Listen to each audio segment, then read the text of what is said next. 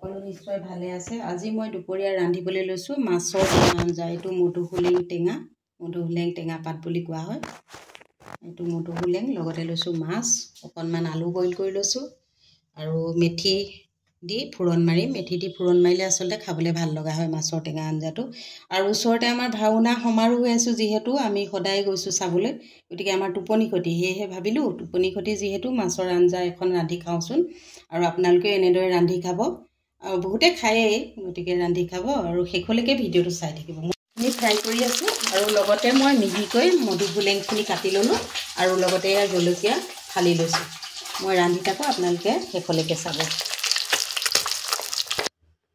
মাছ fry কৰি যিখিনি তেল ৰৈ গ'ল কেৰাহীত, তাতে মই এতিয়া অকণমান পাঁচফোৰণ দি দিছোঁ। পাঁচফোৰণকেইটা অকণমান ৰঙা হ'লে মই কুটি থোৱা মধুসোলেং পাতখিনি তাতে দি দিম। এইখিনি মই এতিয়া এনেদৰে তেলখিনি পেলাবলৈ বেয়া লাগে, যিহেতু কিনা বস্তু, গতিকে মাছ ফ্ৰাই কৰা তেলতে মই এনেদৰে শাকখিনি কুটি লোৱা শাকখিনি মই এনেদৰে ভাজি লৈছোঁ। লগতে মই বইল কৰি থোৱা আলুখিনি এনেকৈ দি আন্দাজমতে নিমখ হালধি, আন্দাজমতে নিমখ আৰু আন্দাজমতে এয়া হালধি দি দিম। দি এইখিনি অকণমান লৰাই অলপ লাগি যেতিয়া ধৰা হ'ব, বস্তু শাকখিনি ভজা হ'ব, তেতিয়া মই লাহেকৈ উতলাই থোৱা গৰম পানী দি মাছখিনি দি অলপ উতলিবলৈ দিম। শাকখিনি অলপ লাগি ধৰিছে, গতিকে মই গৰম কৰি থোৱা উতলাই থোৱা পানীখিনি এনেদৰে জোখমতে দি দিম।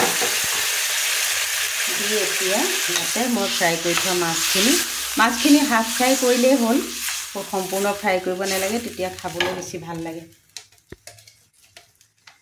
আমাৰ ভাল লাগে, বেলেগ সকলো মানুহৰ হয়তো ভাল নালাগিব পাৰে, কিন্তু আমি হাফ ফ্ৰাই কৰিহে আচলতে মাছৰ জোলত এনেদৰে দিওঁ। এতিয়া এইখিনি উতলিবলৈ দিওঁ, শেষলৈকে চাব। এয়া চাওকচোন কেনেদৰে উতলি আছে, ইমান দেখাত ধুনীয়া লাগিছে, ৰংটো বৰ ধুনীয়া হৈছে নহয়নে? খাবলৈ চাগে ভালেই হ'ব, আৰু আমাৰ যিহেতু টোপনি ক্ষতি, গতিকে আমি চাগে খাই ভালেই পাম। এইয়া হৈ গ'ল আজিৰ মোৰ মাছৰ টেঙা আঞ্জা। বাৰীতে হোৱা মধুসোলেং কেইজোপা ধুনীয়াকৈ এনেকৈ মাছৰ লগত ৰান্ধি খাবচোন, ভাল পাব খাই। ধন্যবাদ।